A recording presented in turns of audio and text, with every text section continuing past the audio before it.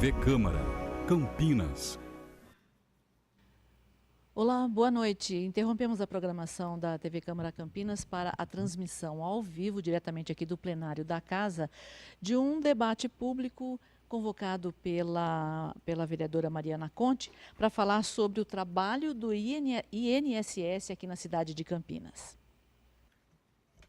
Boa noite a todas e a todos. Boa noite, pessoal que compareceu aqui. Boa noite às pessoas que nos assistem pela TV Câmara ao vivo e boa noite às pessoas que nos assistem pelas redes sociais. A gente está dando início, então, a esse debate público que foi convocado com o objetivo de discutir a precarização das agências do INSS, das condições de trabalho e de atendimento aos segurados.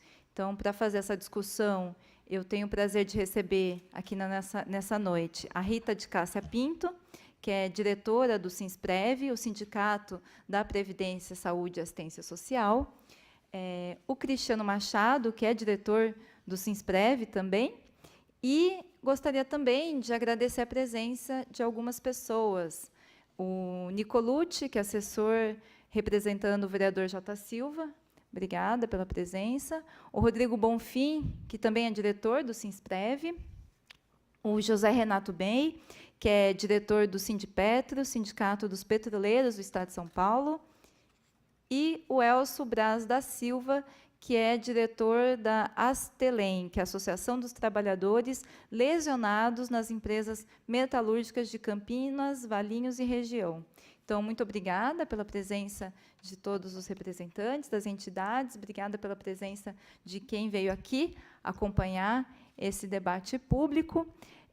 Na verdade, esse debate, a gente idealizou esse debate diante de uma situação grave de denúncia das condições de trabalho nas agências do INSS aqui de Campinas, que também impacta também aí põe em risco não apenas a saúde do trabalhador, mas também a saúde das pessoas dos segurados, as pessoas que fazem uso do serviço do INSS.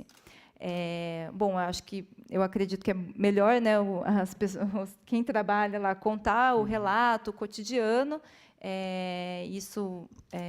Eu acredito que é mais interessante que vocês falem, né, sobre essa situação, a vivência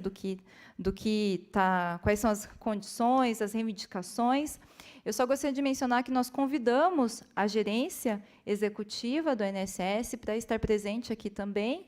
Não tivemos resposta, mas, a partir dos debates que nós fizemos aqui, vamos encaminhar, né, as discussões que nós temos aqui para a gerência executiva, porque o objetivo era fazer um diálogo mesmo para a gente resolver aí, né, chegar em soluções dos problemas levantados das agências do INSS, aqui da cidade de Campinas. A agência da Regente FJ fechada, a Barreto Leme hoje concentra as atividades, o que tem gerado, inclusive, filas, o que é uma questão que preocupa e prejudica o conjunto da população de Campinas.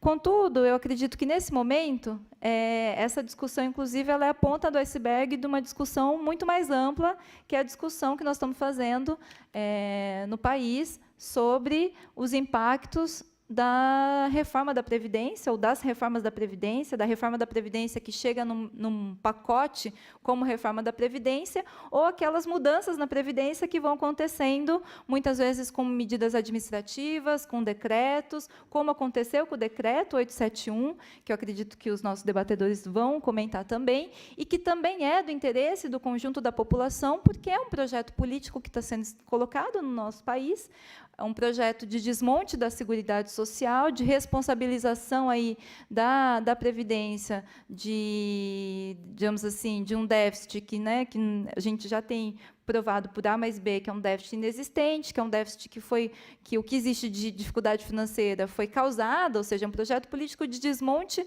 dos direitos sociais, de uma das grandes questões, né, que foi constituída, da grande conquista que teve durante a aprovação da Constituição Federal de 88, que é a Seguridade Social.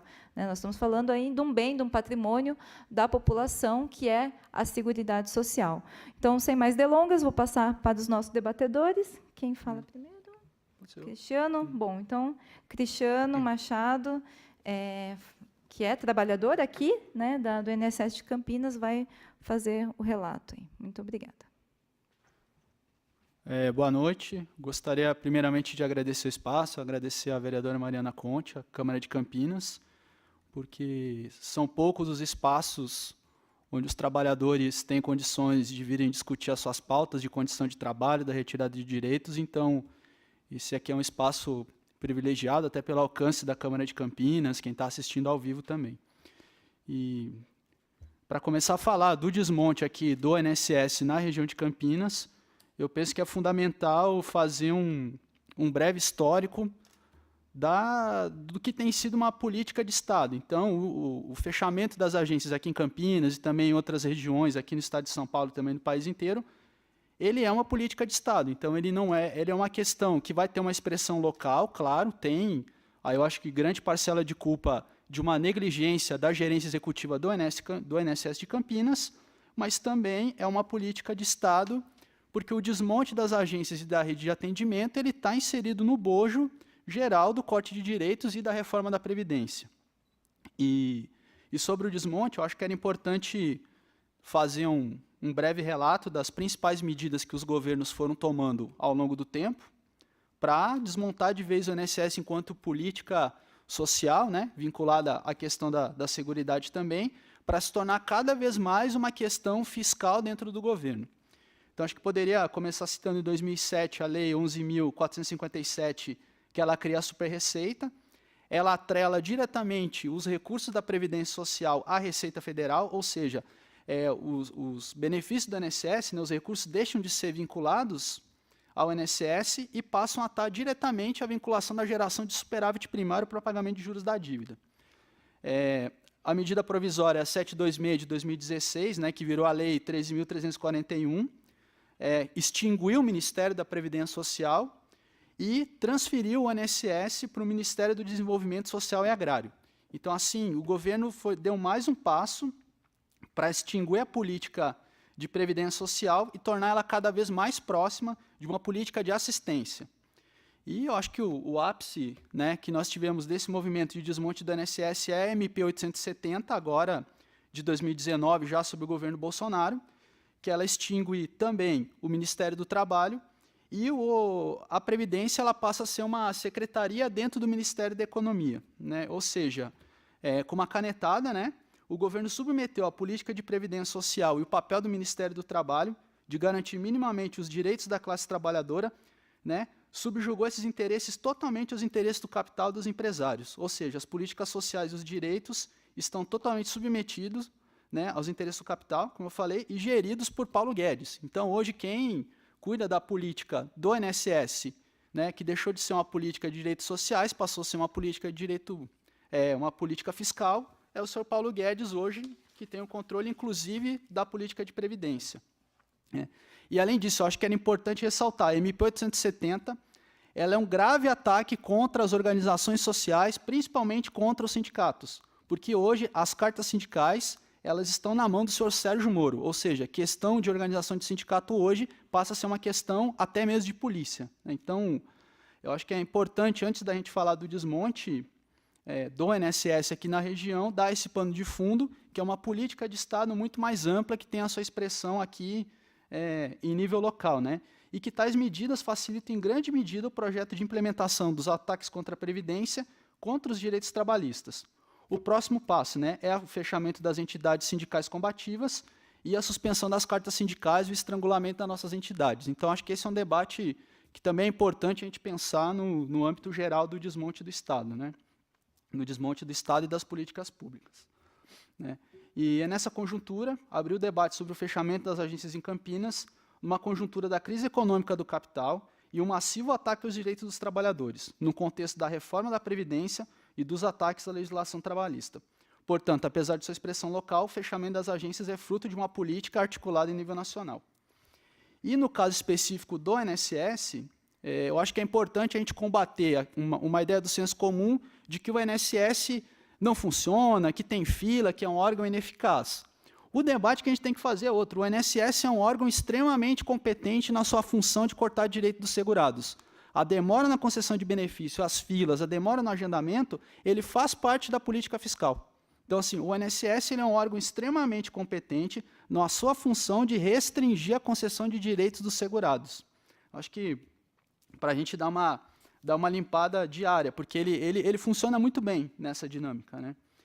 E sobre a reforma da Previdência, né, a gente tem que entender que o fechamento das agências da precarização do atendimento ele está vinculado à reforma da Previdência. E a reforma da Previdência tem aquela parte em que o governo vai levar a discussão para o Congresso, vai ter que discutir com a sociedade civil, vai ter mobilização de rua, que é a parte mais difícil de aprovar uma reforma, que é você mexer diretamente na lei, numa lei complementar, né? Mas existem as medidas administrativas e gerenciais, que é a alteração das regras, mudanças de entendimentos da lei, que isso é feito através de instrução normativa, de memorandos, né?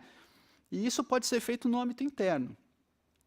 E alterações legais que não dependam de uma discussão mais profunda no Congresso, que tem aplicação imediata, como, por exemplo, decreto e medidas provisórias. A medida provisória que a gente tem um exemplo disso é a MP 871.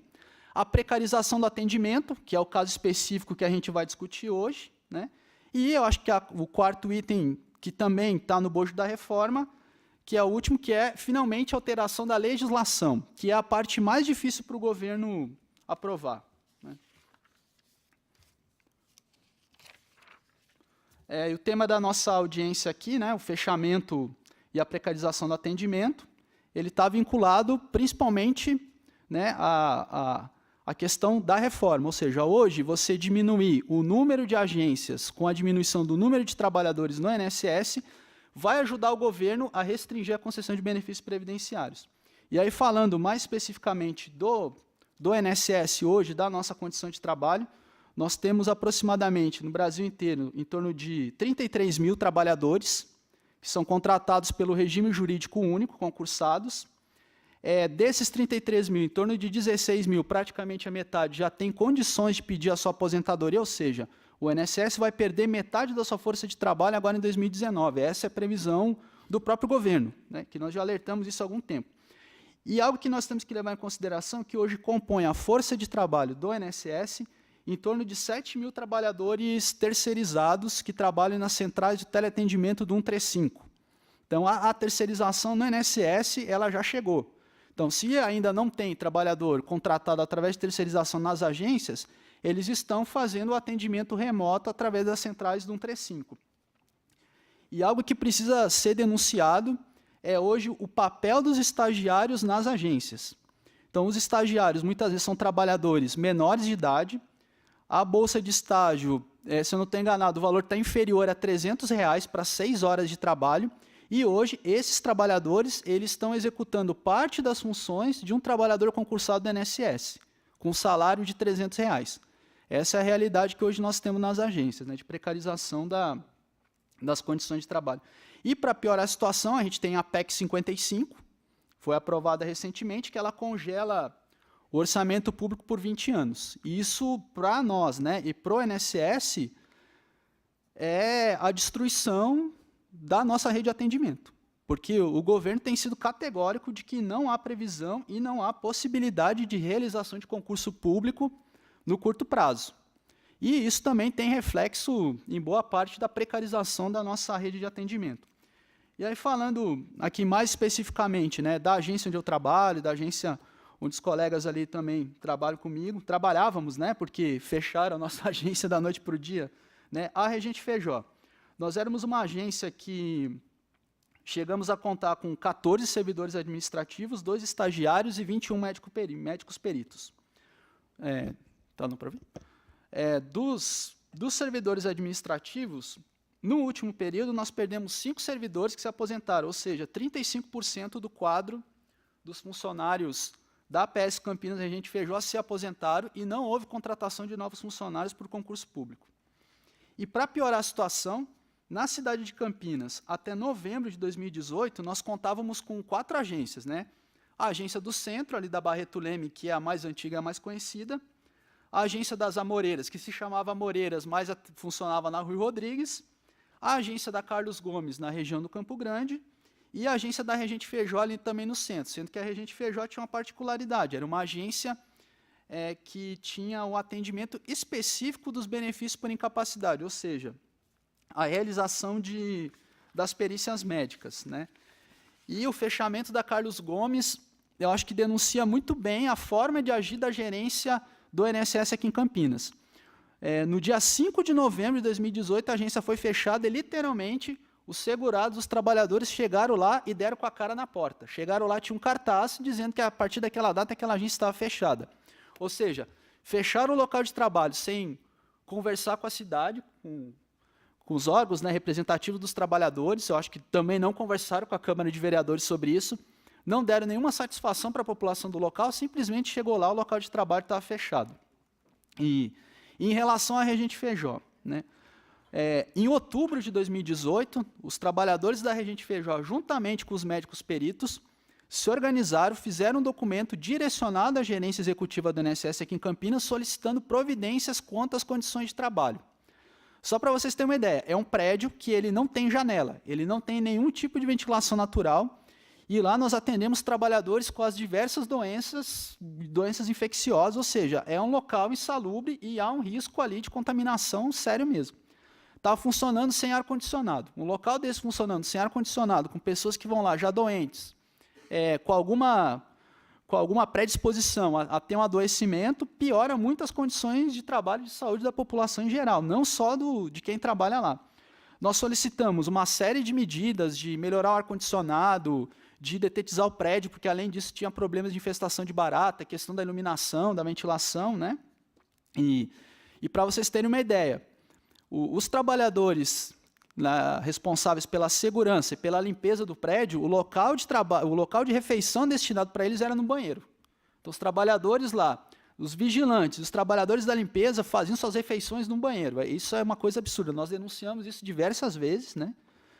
3 de outubro foi a data que nós fizemos a denúncia, né? Pedimos lá a providência por parte da gerência, a gerência não tomou nenhuma atitude para melhorar as condições de trabalho, e o verão foi um verão terrível, extremamente quente, as pessoas estavam passando mal dentro do prédio, e chegou 20 de dezembro, foi o limite do suportável, naquelas condições de trabalho, e nós nos organizamos e falamos para a gerência executiva, né, através do Sinsprev, da regional aqui, que nós não continuaríamos trabalhando naquela agência, naquelas condições, né.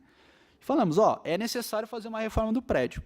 A resposta da gerência executiva do INSS em Campinas simplesmente foi lá e jogou nós, fomos transferidos ex officio para a agência da Barreto Leme.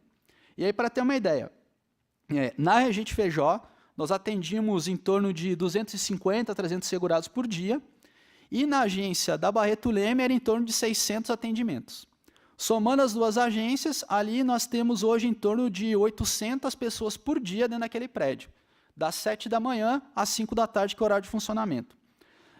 O tempo de espera ali tem sido comum, segurados que estão aguardando de 4 a 5 horas para serem atendidos, e muitos casos ainda de segurados que estavam indo, achando que a sua perícia era na agência da Regente Feijó, o atendimento passou a ser feito de forma improvisada na Barreto Leme e perderam suas perícias, por exemplo. Isso foi bem comum de acontecer. E algo que é bastante grave, a gente foi investigar em relação à manutenção do sistema de climatização da Regente Feijó, por que não estava sendo feito, se não tinha empresa contratada para fazer. Nós descobrimos que tinha uma empresa contratada pela gerência executiva da INSS Campinas, essa empresa estava recebendo para fazer a manutenção e não estava fazendo. Então, na nossa avaliação, isso configura improbidade administrativa, porque há uma empresa contratada por parte da gerência para fazer o serviço de manutenção do prédio e acaba não sendo feito. Então, isso também, nós, pelo sindicato, encaminhamos uma denúncia para o Ministério Público Federal, falando não apenas disso, mas também do impacto que teve o fechamento dessa unidade para o atendimento aqui na região de Campinas, né? E nós também fomos conversar com a superintendência do INSS em São Paulo sobre a situação aqui de Campinas. Foi apresentado um projeto de reforma da agência, porém nós não sabemos ainda se há recurso, se há verba para ser feita a reforma do prédio. Então, você olha lá nas imagens do projeto, parece ser bonito, mas se aquilo vai sair do papel e realmente vai se tornar uma agência, é outra história, né? A gente não tem essa confirmação. Então, a situação aqui em Campinas é essa, resumidamente. Nós saímos né, ano passado, de 4 agências. Hoje nós temos apenas 2 locais de trabalho, numa cidade que tem em torno de 1.100.000 habitantes. E não só isso, Campinas, por ser um polo regional, muitas vezes nós estamos atendendo a região de Jundiaí, por exemplo.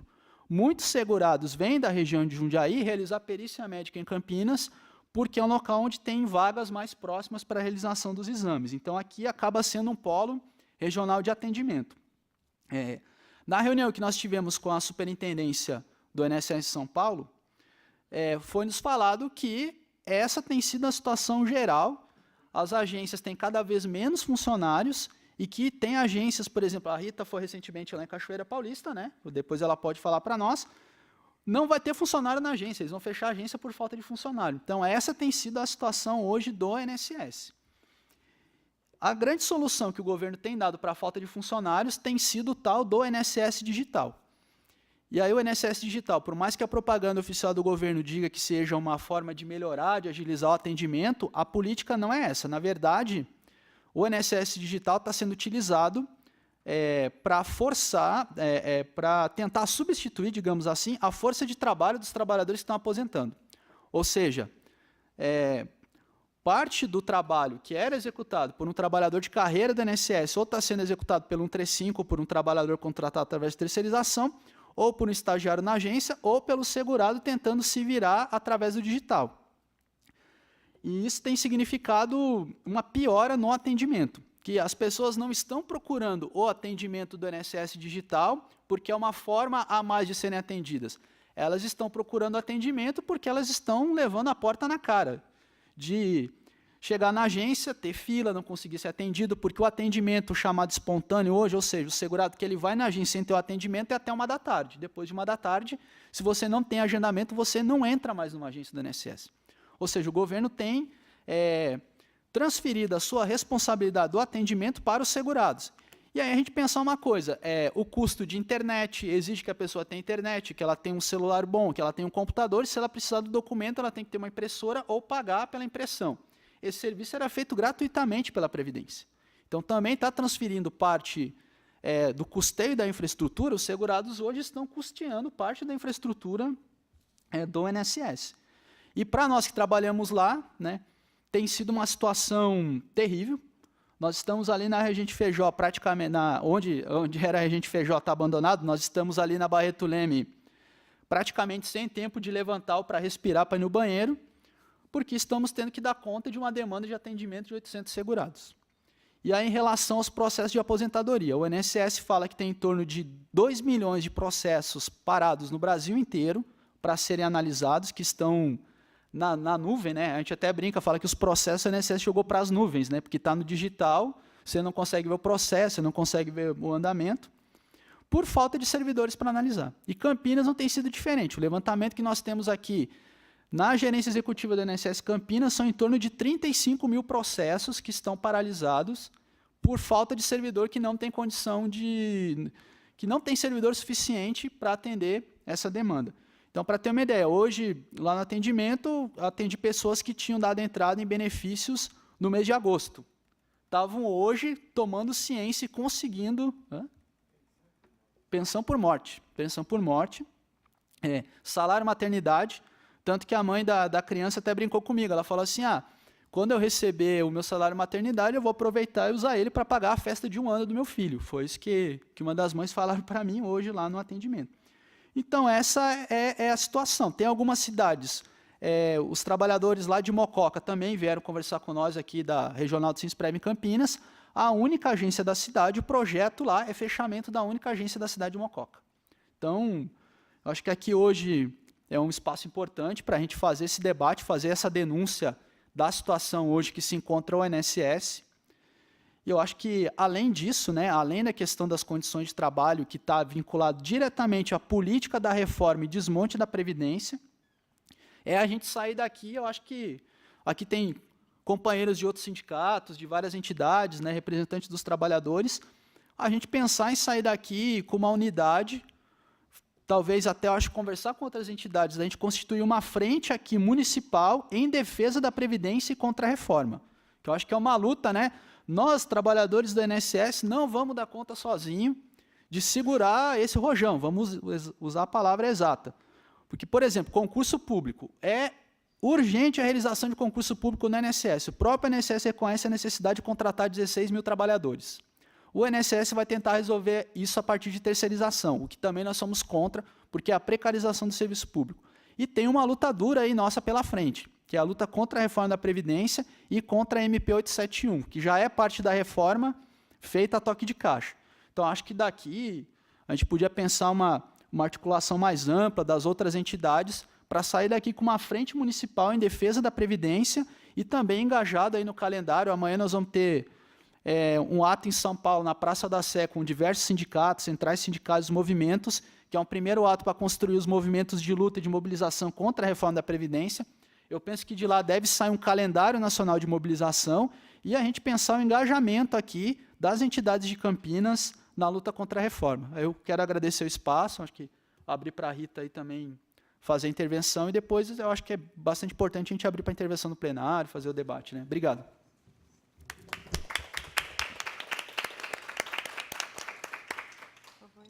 Boa noite a todos e todas, aos que estão aqui, aos que estão em casa nos assistindo. E o assunto é urgente. O Cristiano já deu aí um cenário do que significa a reforma e precisamos pontuar isso. Enquanto o governo não aprova a reforma, que é a mudança na lei, que ele quer impor uma idade mínima para trabalhadores e trabalhadoras se aposentarem, quer mexer nas regras de cálculo e quer mexer nas regras para a concessão dos benefícios. Isto é a reforma da Previdência. Enquanto não faz a reforma, ele desmonta a Previdência Pública. E isso vem com o governo Temer, o Cristiano já diz, é anterior a isso, quer dizer, os governos sempre que passam mexem na Previdência Social, dão um jeito de desmontar. O governo Temer assumiu, a primeira medida foi extinguir o Ministério da Previdência Pública. De lá para cá, como disse o Cristiano, vem ocupando um puxadinho aqui e ali nos ministérios, enfim, nas secretarias, com a intenção de fazer desaparecer.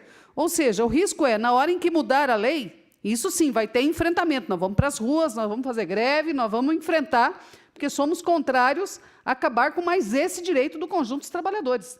Até porque, se a gente pensar bem, com a reforma trabalhista, tem muitos trabalhadores que já não se aposentam pelas regras atuais.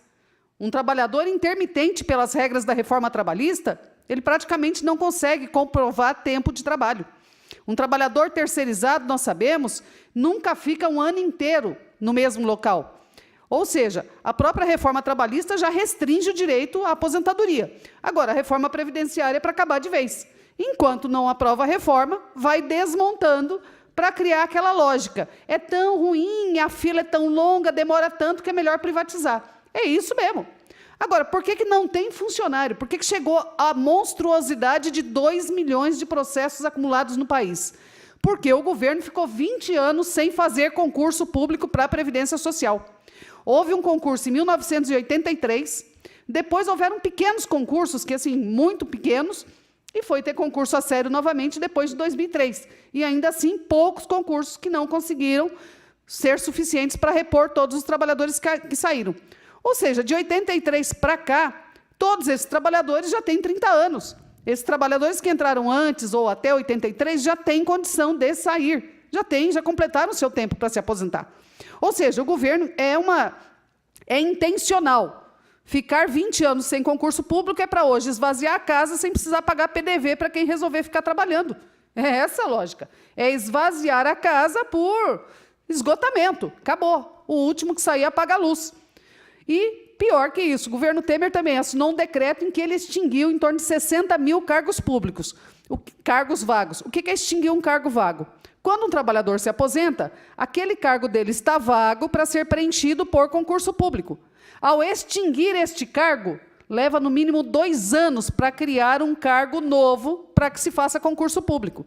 Além do que, a Emenda Constitucional 95 congela os gastos públicos por 20 anos exatamente para não ter concurso.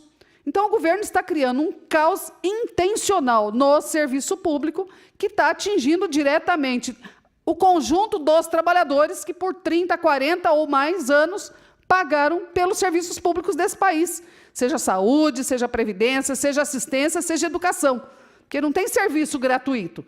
Tem nada gratuito no serviço público, não. O conjunto da população paga imposto, desde o imposto que é descontado diretamente no seu salário, até o imposto do pãozinho, o imposto na passagem do ônibus, no brinquedo da criança, tudo tem imposto.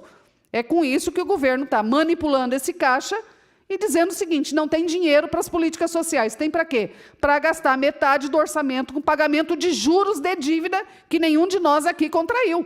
Nós não assinamos dívida pública. Agora, o governo gasta metade desse orçamento. E para justificar pagar metade do orçamento, que os banqueiros acham que é pouco, ele quer os outros 25%, que é o orçamento da Previdência Social. Por isso a reforma, por isso o desmonte. Então, nesse sentido, o que nós estamos vivendo hoje é fechamento de agências. No Vale do Paraíba tem pelo menos 3 agências já na linha de fechamento. O esvaziamento do quadro de funcionários para atendimento, que é um massacre hoje, um trabalhador ou uma trabalhadora esperar 3, 4, 5 horas para ser atendido, esperar meses pelo agendamento, esperar mais de 1 ano pela concessão de um benefício. Então, essa situação de massacre é para tentar justificar que privatizando vai ficar melhor. Nós sabemos muito bem, tudo que for privatizado é para acabar mesmo, é para... Trabalhador não tem condição de pagar serviço privado. Tá aí a saúde pública. Quantos e quantos trabalhadores estão voltando para a fila do SUS, que foi completamente desmontado, porque não estão conseguindo pagar convênio privado. Mas eles vão tentar vender. Aliás, eles falam na reforma da Previdência que a Previdência vai ser por capitalização. É bom dizer o que significa isso. Isto vai ser uma poupança na mão de um banco ou de um fundo, que daqui 40 anos, ninguém sabe se esse fundo existe para o trabalhador se aposentar. Portanto, nós defendemos uma previdência pública, nós vamos lutar contra essa reforma e já estamos, na pauta do dia, lutando contra o desmonte, exigindo concurso público, exigindo condições de atendimento. Porque quando o governo fala que o futuro do INSS é ser digital, é digital supostamente para o trabalhador que, por teletrabalho, vai despachar o processo em casa no computador. Beleza. Para o segurado, ele vai ser virtual, porque a maioria da população brasileira hoje tem dificuldade de acesso, tem dificuldade de compreender o que está naquela tela. Ele vai, muitas vezes, à agência para ser orientado sobre uma cartinha que ele recebeu do INSS que ele não consegue decifrar, que ele não consegue entender o que está escrito ali, porque a linguagem é feita de um jeito que não é para facilitar, não. É para a pessoa não compreender o que é que está colocado ali para ele. A decisão, que muitas vezes é quase que, né, um corte definitivo. Então, nesse sentido, o INSS pode, sim, vir a ser virtual para os segurados que não vão ter condição de acessar esse serviço por internet, ou pior, pagaram Previdência 30, 40 anos na vida e vão ter que pagar para terceiros fazer esse serviço. Nós sabemos que por aí dá 30, 40, 50 reais para tirar um extrato previdenciário. Ué. Na urgência, vai acabar pagando para um despachante fazer esse serviço. O serviço que ele tinha até hoje gratuitamente na agência de portas abertas.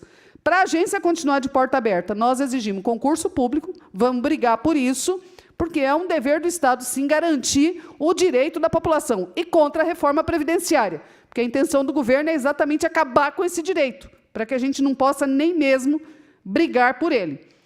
E quero agradecer aqui esse espaço para que a gente possa conversar com a população e vamos estar conversando nas portas de fábrica, na feira, precisamos conversar nos bairros, porque não adianta depois que acabar, companheirada, depois que acabar, acabou. Temos que brigar agora, enquanto ainda tem Previdência Social Pública de porta aberta funcionando.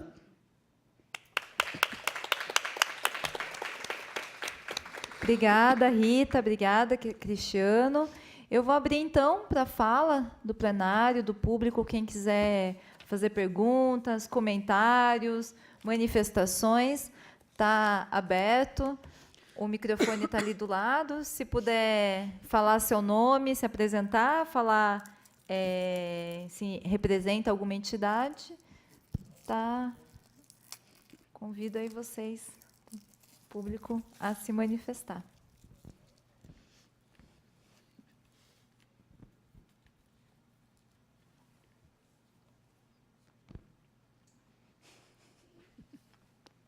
Deixa eu perder a timidez, gente. Tem que Também ter o primeiro para...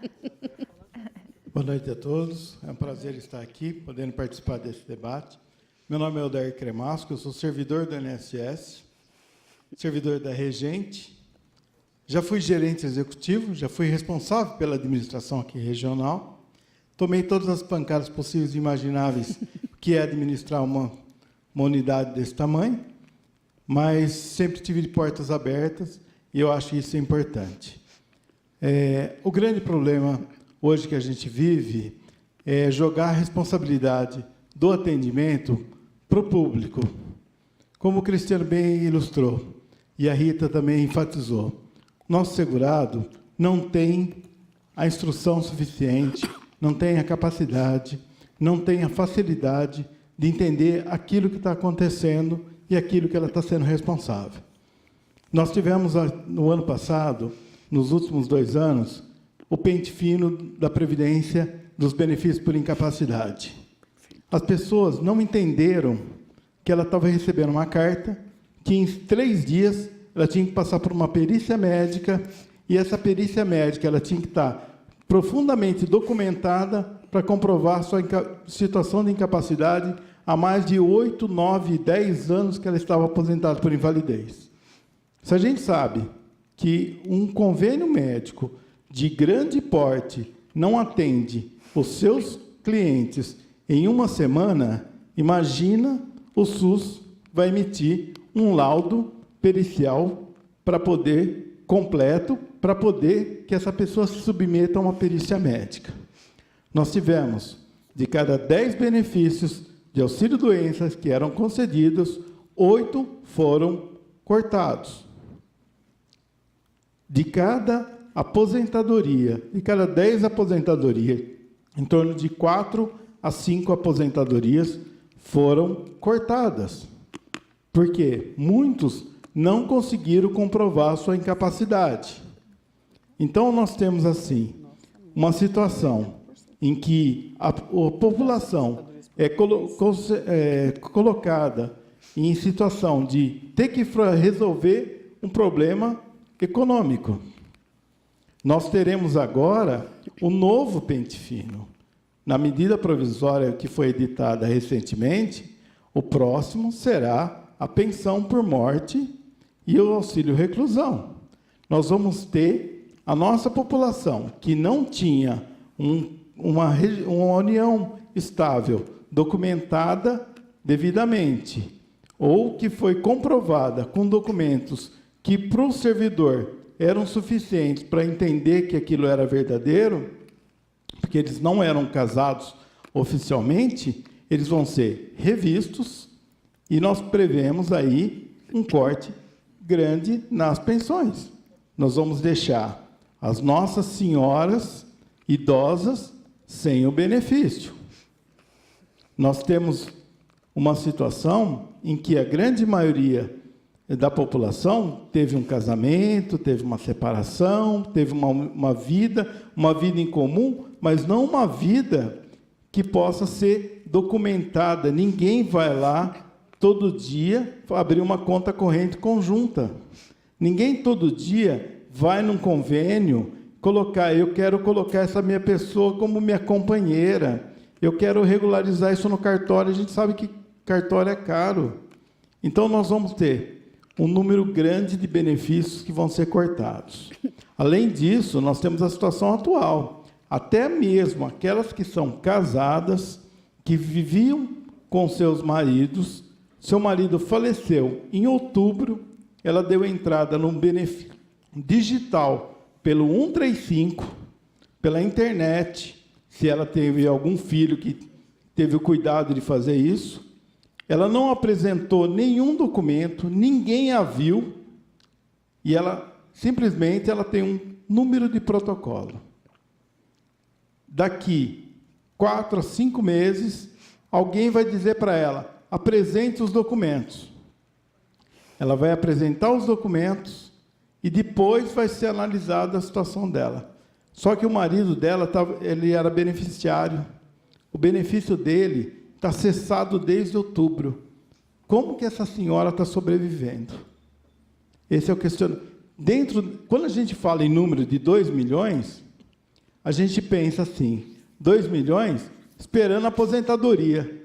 É fácil pensar naquele que está trabalhando, está esperando a sua aposentadoria para poder receber um acréscimo na sua renda. Mas quando a gente pensa numa senhora de 80 anos, que sofreu a dor de perder o seu esposo e tem lá seu benefício da aposentadoria do seu marido cortado, como que ela está sobrevivendo? Nós vamos ter também o pente fino dos benefícios assistenciais, dos LOAS, do BPC. Os benefícios daqueles por incapacidade vão passar por perícia médica. Eu sinto muito. Eu prevejo que nós vamos ter muita dificuldade. Eu não acho que a gente não deva fazer uma revisão. Eu acho que nós temos.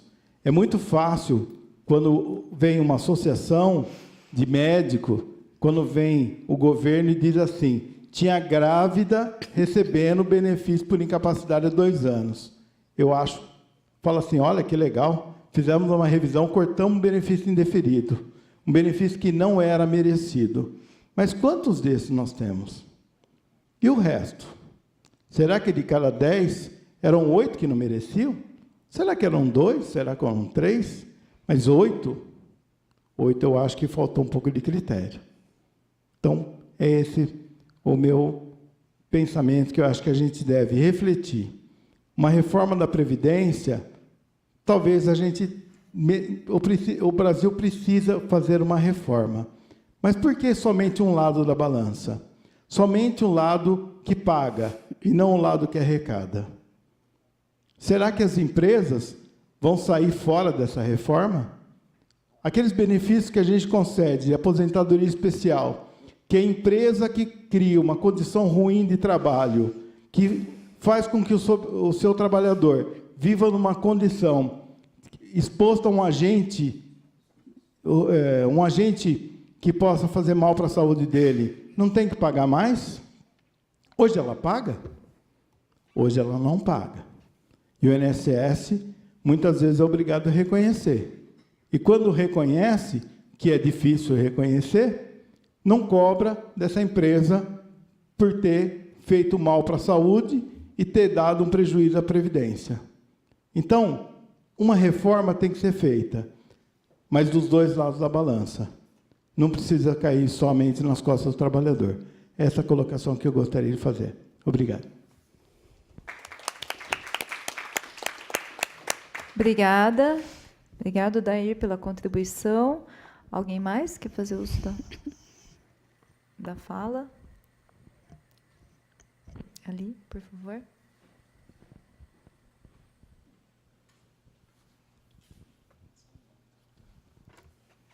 Boa noite. Meu nome é Adilson. Eu agradeço a oportunidade aqui perante a mesa, né? Perante a vereadora, a todos aqui. Eu sou diretor-presidente da ASTLEM, Associação dos Trabalhadores Lesionados nas Empresas Metalúrgicas de Campinas, Valinhos e região. Sou também um segurado no INSS, né? Que, por coincidência ou acaso, passei por perícia devido à minha lesão desde o ano de 2000. Sofri acidente na empresa em 2000, certo? Venho nessa luta para cada dia provar a minha lesão nas várias perícias que eu passei, nos tratamentos que eu faço, etc. Tá? E eu vejo assim, antes da precariedade no acesso do segurado, né? Tanto que a gente recebe muitos trabalhadores na nossa sede, tá? A gente tem atendido na medida do possível, mesmo sem os recursos, né? Que a gente acha o ideal mínimo para a gente atender esses segurados, esses trabalhadores, no caso, a gente continua, a gente tem que atender, né? A gente faz de tudo um pouquinho para estar atendendo. Então, assim, antes do entendimento geral, do suporte e do acolhimento, né, ao segurado, eu que passei agora recentemente, no dia 12 de dezembro, por perícia, a servidora, no caso ali, que me atendeu, é Eliane, né? É isso, se eu não me recordo. O último que eu passei foi o colega, né? E eu passei nada mais correto, é lógico, né? A gente passa por perícia, a gente tem que provar da nossa situação, da nossa incapacidade, né? Agora, o processo, eu acho que ele parou no tempo. Por que ele parou no tempo? Primeiro, as condições de trabalho desses servidores, desse pessoal. A gente vê a gente que está aguardando do lado de fora, né? A gente vê a luta, a gente vê a batalha ali do dia a dia, né? Muitas pessoas não têm condição, né, de estar esperando, né? Mas é o recurso pronto que eles têm ali no momento. Ele havia falado no atendimento de 800, né, segurados por dia. É uma mágica. Para se alguém tiver a oportunidade de um dia na agência da Barreto Leme, que hoje, né, que eu comecei o meu processo pericial na Regente Feijó, né, e pelo fato da ocorrência da manutenção, né, entre aspas, do ar-condicionado, mas a gente que entra lá sabe que não é só isso, né, tem vários outros fatores que afetam ali tanto os segurados quanto os servidores, né, que são muitos e são graves, né, a gente vê que não é fácil. E esse número de 800, né, é uma mágica, na minha visão. Aí, diante disso, né, voltando um pouco no assunto do atendimento aos trabalhadores metalúrgicos, né, que a gente depara, a gente, na nossa associação, a gente faz tipo uma triagem de preparação, né, a parte de documentos, né, exames, laudos, a gente procura atualizar esses trabalhadores.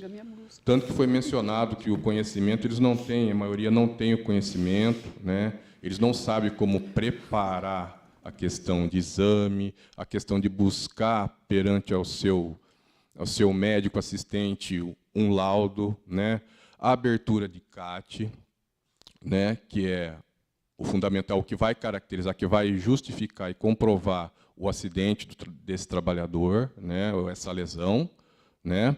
Então, são N fatores que barram, né, até que esse trabalhador chegue a essa perícia. Diante disso, a gente tem também a dificuldade da descaracterização, né, dos laudos propriamente ditos pelas empresas, né? A gente que está nesse meio, a gente que acompanha, a gente que passa por perícia, a gente que participa, né, de vários encontros, né, com instituições, até com outras associações, no Sereste, né, em sindicatos, a gente nota que esse fato ele está muito evidente, né? Ele está muito evidente dentro, assim, porque a gente não sabe até que ponto a nossa prova, né, será de fato aceita, no caso, né? Porque do outro lado existem as empresas. Por que eu falo isso? Porque nós passamos também, assim como a gente passa por perícia no INSS, nós passamos por uma perícia dentro das empresas, quando de uma lesão, quando de um acidente, né? Existe a 8D, então tem vários processos. Mas só que no desenrolar desse processo, existe uma negativa na emissão da documentação mínima que um trabalhador teria que levar para passar por uma perícia no INSS. Tipo, abertura da CAT.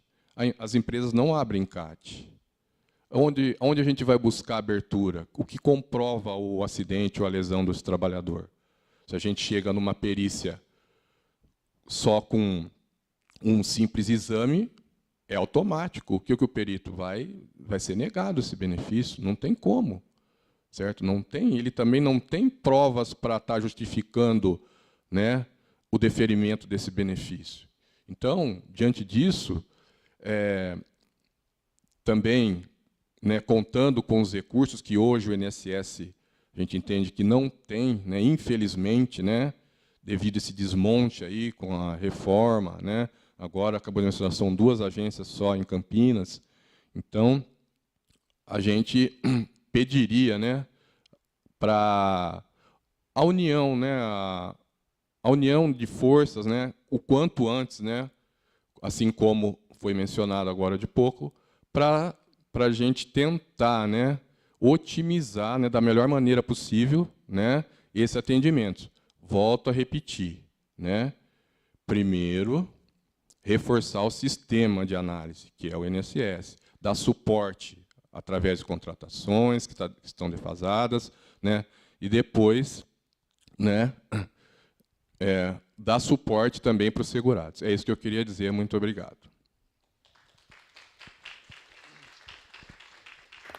Obrigada, Dilson. Alguém mais? Por favor. Ah, sim. Se inscreve. Eu sou Maria Emília, eu sou trabalhadora municipal aqui no município de Campinas, trabalho numa creche e também vim aqui para participar do debate, também para denunciar que nós, servidores municipais, também estamos sofrendo um processo de uma tentativa de reforma de previdência nossa também. O governo Jonas Donizete quer empurrar uma reforma da previdência do nosso Instituto Camprev, também alegando que o Instituto não tem recursos para se manter e forçar uma previdência do tipo complementar. E é uma luta grande que nós temos que nos desafiar, sim, né? Porque a nossa reforma da nossa previdência não está descolada da reforma da previdência a nível nacional.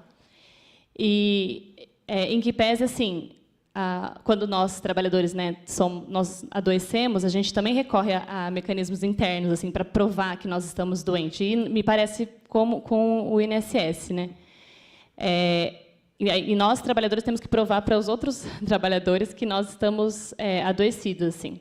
Então, agora que a nossa prefeitura abriu um processo para compor uma CIPA, nós estamos participando das reuniões da CIPA, e a gente se colocou em contato com muitas doenças do trabalho, e o maior número de afastamentos dos trabalhadores da prefeitura são por doenças de saúde mental, ligadas ou não ao trabalho. Mas a gente sabe que aí a prefeitura tem uma dificuldade muito grande em reconhecer doenças de saúde mental que são derivadas do trabalho. Ela não reconhece. As pessoas relatam que elas entram, né, bem no trabalho e, por questões do trabalho, se adoecem e não conseguem comprovar.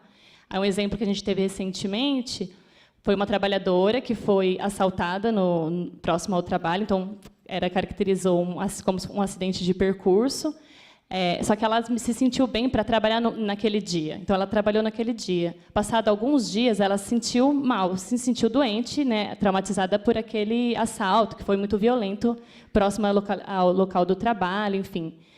Aí ela recorreu ao processo da prefeitura, abriu, e aí é isso, né? Doente, agora estou doente, tenho que provar que estou doente, tenho que provar que eu sofri um trauma. E o benefício, né, vocês falam benefício, mas o que ela tinha de garantia era uma licença. Passado muitos dias desse processo, ela conseguiu a licença, mas ela não pôde descansar aqueles dias, né? Então, a licença veio depois da necessidade dela, assim.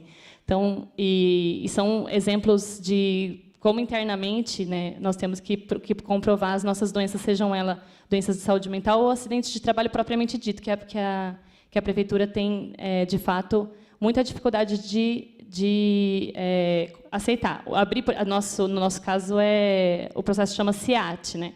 E é muito difícil, assim, você tem que juntar uma série de documentos para comprovar que você teve um acidente, tem que ter testemunha. É uma coisa, assim, também muito que se burocratizou de uma forma assim que é mais fácil, as pessoas acham mais fácil ir trabalhar doente do que ter que recorrer a esse tipo de CIAT ou mesmo um afastamento do dia, assim, uma licença para tratar a saúde, se trata de uma questão que você vai ter que passar o dia no posto de saúde, depois você tem que levar o seu atestado num serviço da prefeitura, isso acaba sendo... As pessoas fazem essa conta, né? Não, eu acho que eu vou trabalhar doente, porque é mais fácil eu trabalhar doente algumas horas do que eu ter que enfrentar um posto, depois eu vou ter que levar esse documento para a prefeitura pode negar, eu vou ter que voltar ao médico do posto naquele dia.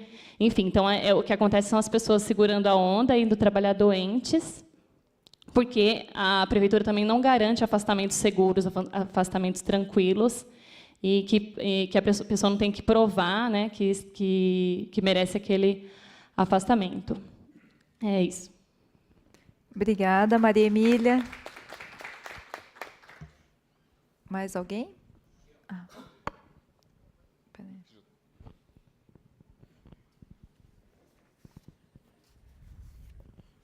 Uma boa noite a todos. Eu sou o Nicolucci Júnior, assessor do vereador J. Silva, vereador aqui da casa. Agradeço à vereadora Mariana Conte pelo convite. Pois bem, abordar o assunto, eu acho, partindo de mim, um tanto complexo. Mas eu prefiro pegar pelo que foi dito pelos representantes aqui da categoria, e foi o bastante para entender que a situação é grave, tem que existir, sim, e esse primeiro passo foi dado, um chamamento em nível de Brasil, para que nós obtenhamos aí uma resposta urgente para resolver, para se dar um basta nessa situação que, ao meu ver, já passou do tempo, passou da hora. Ok? O que eu tenho para o enfoque é isso. Obrigado. Obrigado, Mariana. Obrigada, Nicolucci. Companheiro ali também.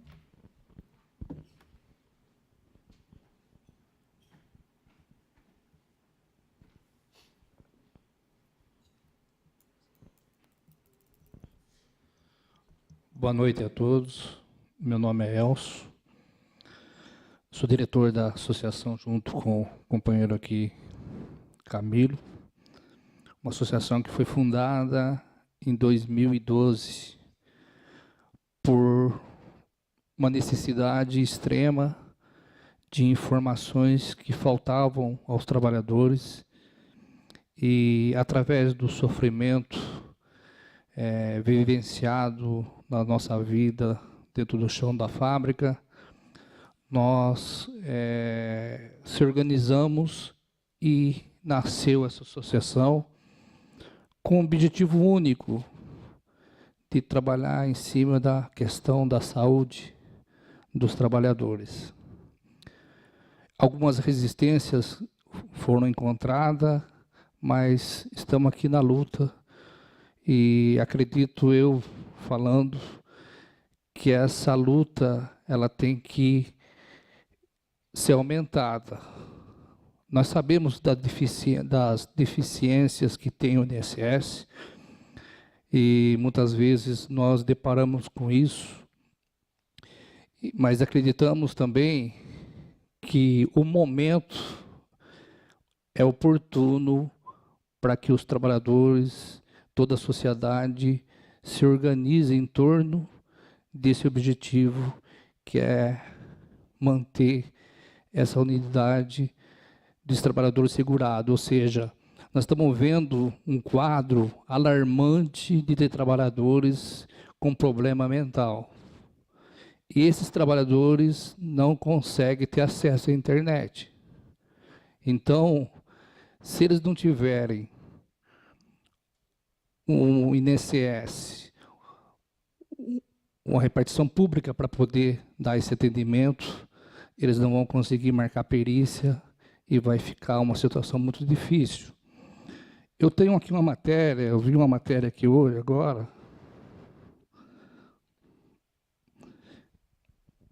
A Justiça Federal proferiu sentença favorável a pedido da Defensoria Pública da União e do Ministério Público Federal para que o Instituto Nacional de Seguro Social, INSS, só conceda benefício previdenciários depois de esgotada todas as instâncias administrativas. A decisão tem abrangência nacional. Essa matéria está aqui, tá bom? Então, é isso que eu tinha que falar e agradecer por essa oportunidade. Muito obrigado. Obrigada, Elcio. Mais alguém quer fazer uso da fala? Eu gostaria de fazer uma pergunta, na verdade, para os nossos debatedores, porque aqui, na verdade, a gente está discutindo, essa audiência começou como um debate sobre a agência da Regente Feijó, mas, como eu disse, né, é só a ponta do iceberg que leva a uma discussão muito mais profunda, que é do interesse do conjunto da população, de um mecanismo perverso de dificultar o acesso, né, de fazer a reforma da Previdência por dentro, né, dificultando o acesso, criando muros para que as pessoas consigam acessar os seus direitos, acessar os benefícios. E como essa é um dos mecanismos que está sendo realizado, né, para, na prática, negar os direitos do conjunto e dos trabalhadores, da população como um todo. Eu gostaria que vocês comentassem sobre a questão da revisão dos benefícios, né? O Odair comentou, mas assim a gente tem acompanhado as notícias, né, com muita preocupação.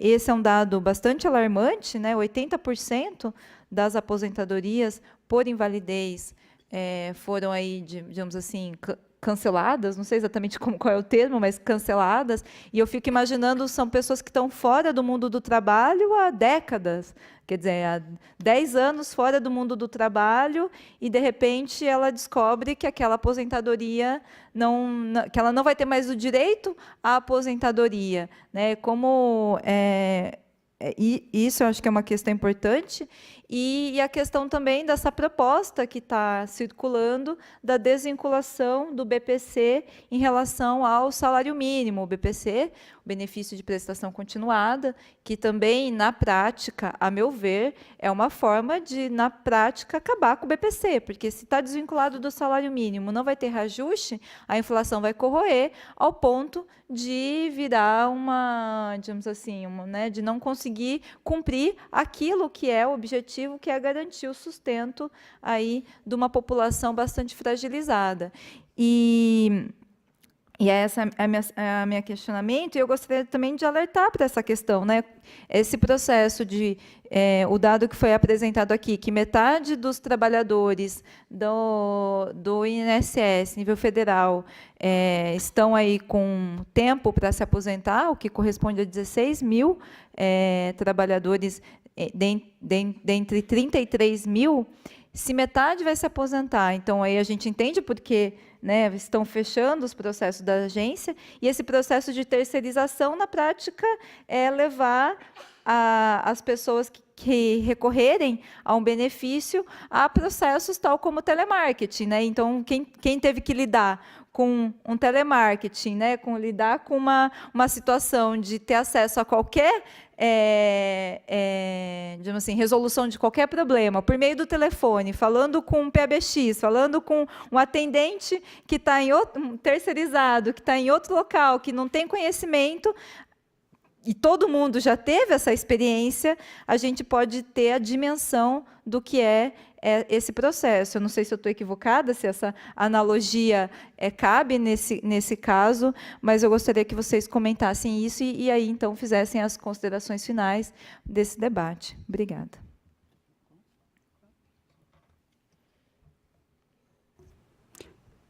Bom, acho que até pelas falas que foram feitas aqui no plenário, né, uma coisa que chama muito a atenção é exatamente o que esse massacre significa para os trabalhadores ali na prática, no dia a dia.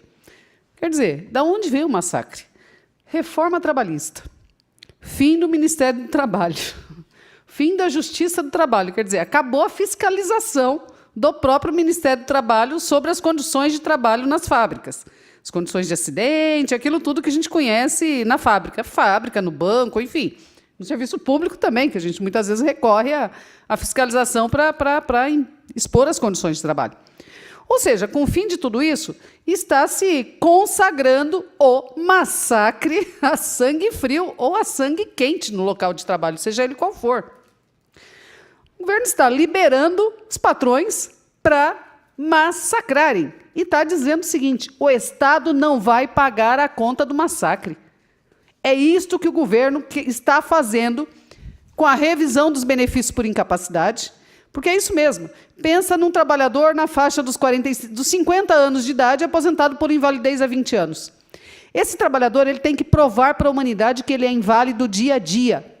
Porque se um desafeto dele ver ele batendo um prego na porta do vizinho, ajudando o outro a trocar pneu, é capaz de ir na agência denunciar que aquele vagabundo está recebendo benefício e está fazendo bico na vizinhança. Muitas vezes, no atendimento, eu recebi pessoas que pegavam ceia, esperavam horas para denunciar alguém porque estava recebendo benefício. Tá, mas o que a pessoa estava fazendo? Não, estava pintando a janela, não sei de quem. A pergunta que eu fazia, quem na sua família não está recebendo benefício? Invariavelmente, tinha um parente que não tinha conseguido receber o benefício, ela ia lá denunciar outro que recebia. Ou seja, a pessoa que é aposentada por invalidez, ela tem que provar que ela é uma inválida o tempo todo. Portanto, o governo, em primeiro lugar, ele era obrigado a fazer uma revisão dos benefícios por invalidez das aposentadorias a cada 2 anos. Se esse segurado passasse regularmente por perícia, ele mesmo, muitas vezes, estaria se preparando para essa perspectiva até de repente, o benefício ser suspenso. A situação dele poderia estar mudando.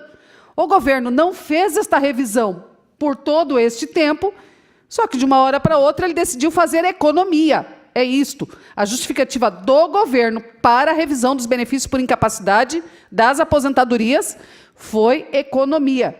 E vai ser a mesma justificativa agora, tanto que a Previdência, o INSS, está ocupando um puxadinho no Ministério da Economia. Para quê? Vai fazer revisão de pensão, vai fazer a revisão dos benefícios assistenciais. 400 mil benefícios assistenciais. E a justificativa que saiu no jornal de grande circulação é que, se o governo são suspeitos de fraude, se o governo fizesse a revisão administrativa antes de suspender o benefício, isso levaria até 1 ano, 1 ano e meio. Pois bem, o governo suspende e condena essa pessoa a 3 anos de fila no recurso sem pagamento. Pode ser que depois de 3 anos ela prove que ela tem direito ao benefício, só que ela está sem o pagamento. A lógica do governo é economia com a vida dos trabalhadores, com a vida da população que sustenta a Previdência Social, dos trabalhadores e trabalhadoras que sustentam diariamente esse Estado, seja a Previdência, seja todo o orçamento público. São os trabalhadores que sustentam esse orçamento. Então, nesse sentido, em relação às revisões, em relação ao conjunto das falas, é isso. É liberar o massacre e depois não vai pagar a conta do massacre, da verdadeira epidemia que está se tornando o adoecimento por condições de trabalho e que o governo está dizendo o seguinte, vai criar filas intermináveis, vai criar tempo de espera interminável, uma infinidade de recursos que a pessoa tem que fazer. Detalhe, doente. Uma pessoa em condições normais já tem muita dificuldade de lidar com a burocracia, pensa um trabalhador, uma trabalhadora doente, tendo que lidar com o massacre da burocracia. Por isso, estamos aqui, vamos estar em todos os espaços aí, fazendo essa luta, que chamamos todos para essa luta junto com a gente, como disse o Cristiano, não são os trabalhadores do INSS que vão resolver essa parada. Precisamos de todos para defender uma previdência pública de qualidade e aí avançar para a saúde, educação e para os serviços públicos de qualidade. Obrigada, Cristiano.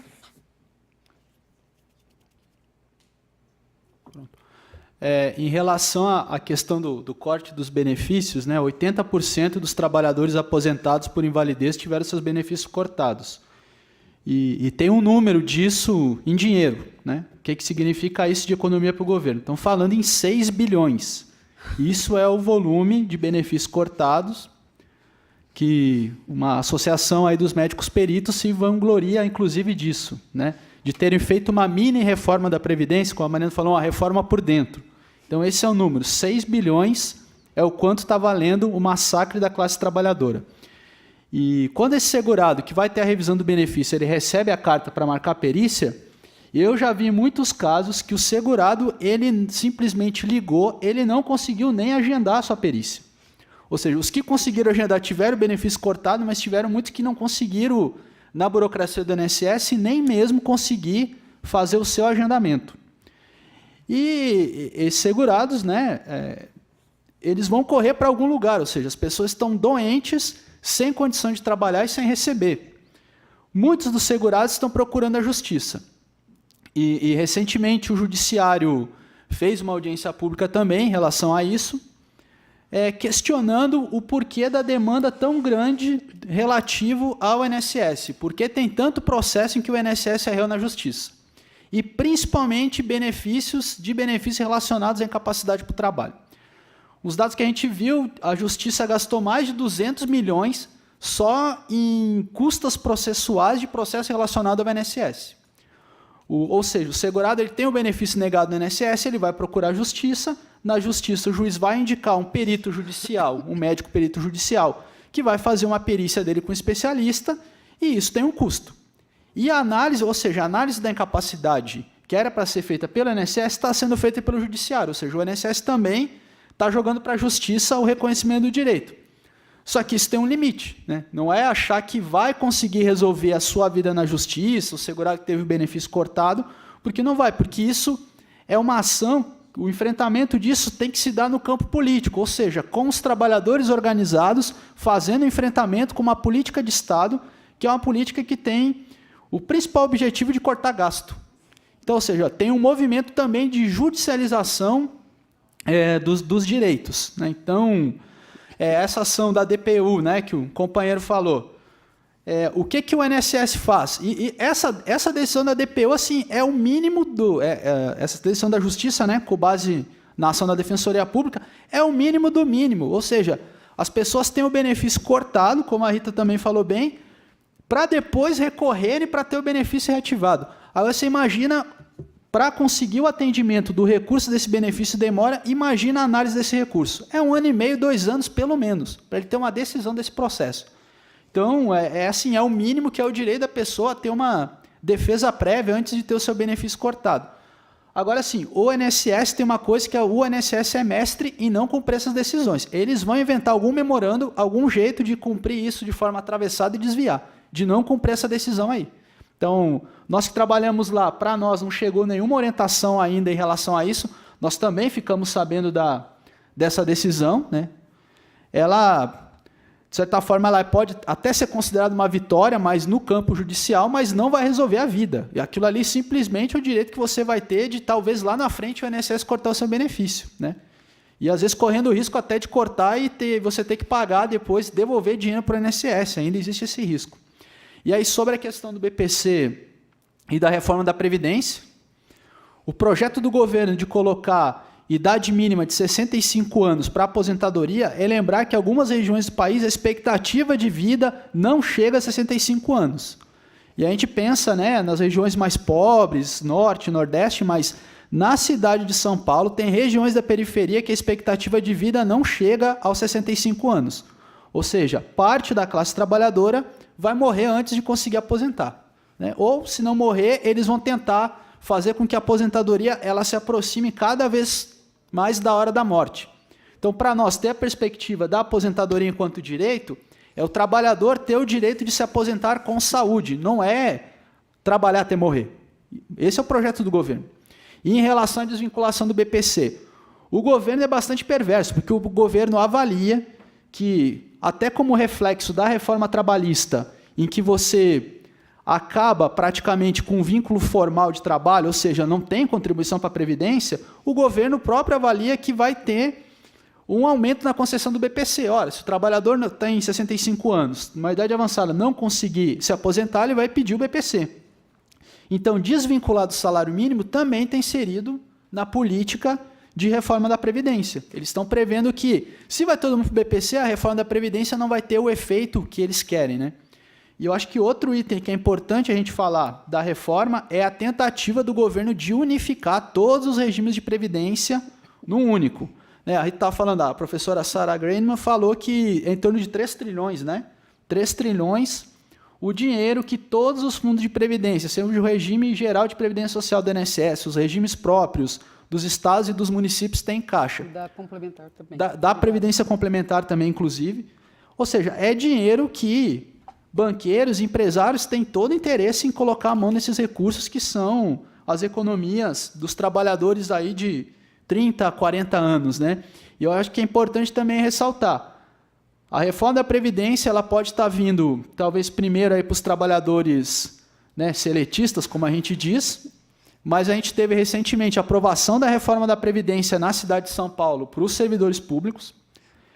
E, para mim, a aprovação da reforma da Previdência para os servidores públicos em São Paulo é o grande laboratório. Se passou em São Paulo, vai passar no Brasil inteiro. Então, não é à toa que o Jonas, né, presidente da Frente Nacional aí dos prefeitos, né, está articulando também uma reforma da Previdência para os municípios em nível nacional. Ou seja, passou em São Paulo, que é a maior cidade do país, onde tem milhares de funcionários, tem sindicatos organizados, né? Os trabalhadores da Prefeitura de São Paulo estão numa greve duríssima para tentar revogar a reforma lá. Chegaram a colocar 80 mil trabalhadores nas ruas de São Paulo, coisa que a gente não vê na imprensa, né? Mas um ato muito grande, uma greve muito grande lá, estão tentando derrubar. E passou em São Paulo, passa no resto do país. Então, acho que agora é pensar uma luta articulada e da unidade da classe trabalhadora, seja trabalhadores no Estado, trabalhadores de empresa privada, né? Uma coisa que a gente fala muito no INSS, que muitas vezes a diferença dos trabalhadores, né, que estão lá e que vão ser atendidos é que tem um balcão na nossa frente, né? Porque os ataques, a tendência dos ataques é que sejam mesmo arroxo salarial, mexer na Previdência, piora das condições de trabalho. Então, além de tudo, né, a gente usa a palavra servidor público, mas nós gostamos muito da expressão que é trabalhadores no Estado. Trabalhadores no Estado que garantem aí, né, os serviços públicos, né, com toda a dificuldade, com todos os ataques. E mais do que nunca, eu acho que isso pode ser um primeiro passo para a gente construir uma unidade na luta com uma pauta central e necessária, que é a luta contra a reforma da Previdência, contra o desmonte dos serviços públicos e também pela realização do concurso público. É algo que só nós, do INSS, no caso específico nosso, não vamos dar conta. Vamos precisar do apoio aí de todo mundo. Obrigado. Eu agradeço. Eu só queria comentar que é exatamente isso, né? O prefeito aqui de Campinas, que é presidente da Frente Nacional de Prefeitos, tem dito na imprensa e debatido aí que tem negociado com o governo Bolsonaro a entrada da reforma da Previdência dos servidores públicos municipais no bojo do pacote da reforma, e também os estados, né? Então, está tendo uma articulação do governo em nível federal para que os estados apoiem a reforma da Previdência em nível federal, condicionando que entre algumas medidas, digamos assim, adiantando a reforma da Previdência em nível estadual. Lembrando que o Sampaprev foi aprovado sob muita luta, os trabalhadores de São Paulo, do Serviço Público de São Paulo, estão em greve, e uma das questões é exatamente o aumento da alíquota, né? Então, uma das discussões que tem sido apresentada, e que, inclusive, o próprio prefeito de Campinas tem dito, a intenção de aumentar a alíquota de arrecadação até 14%, o que significa um impacto grande, né, sobre a receita e sobre, né, o orçamento do trabalhador. E, na verdade, o que a gente está vendo é que o trabalhador contribui durante décadas, e, na hora de exercer o seu direito, de exercer o seu benefício, isso não é devolvido por conta da irresponsabilidade, por conta do sequestro, por conta dessa lógica de entender a previdência pública apenas do ponto de vista monetário e não como um direito social, porque, na verdade, a gente precisa resgatar, nesse debate, a gente precisa resgatar a ideia de qual é a finalidade da Seguridade Social, não é dar lucro. A finalidade da Seguridade Social é garantir acesso aos direitos, é você fazer distribuição de renda, é você conseguir aí garantir que a populações vulneráveis e que o trabalhador possa usufruir depois de uma vida de trabalho, porque ele não contribui apenas naquilo que ele arrecada dentro da lógica de capitalização, mas tudo que o trabalhador faz contribui para a riqueza do país. Afinal, o PIB desse país é feito a partir do trabalho cotidiano da população e do conjunto dos trabalhadores das diversas categorias nos mais diferentes trabalhos. Então, essa ideia da Seguridade Social como um direito e não a partir de uma lógica monetária é importante. Então, eu agradeço muito a presença da Rita, do Cristiano, de todos vocês que estiveram aqui, das entidades que estiveram aqui representadas. A gente fez esse espaço como um espaço de denúncia, como um espaço de alerta, e eu acredito que tem que ser um chamado também para a luta, para a unificação e para o apoio da população que está vivendo o cotidiano, que venha fazer parte desse movimento, que é um movimento em defesa dos direitos e da dignidade, e para que a gente possa combater essa barbárie, porque porque se isso tudo está acontecendo, mas assim, né, o impacto disso na vida das pessoas, mas se esse projeto de Estado, de fato, vier a cabo, a gente vai ter uma situação de barbárie no nosso país, e é isso que nós não queremos. Então, é um chamado para todo mundo vir participar desse processo de luta. Muito obrigada e vamos à luta.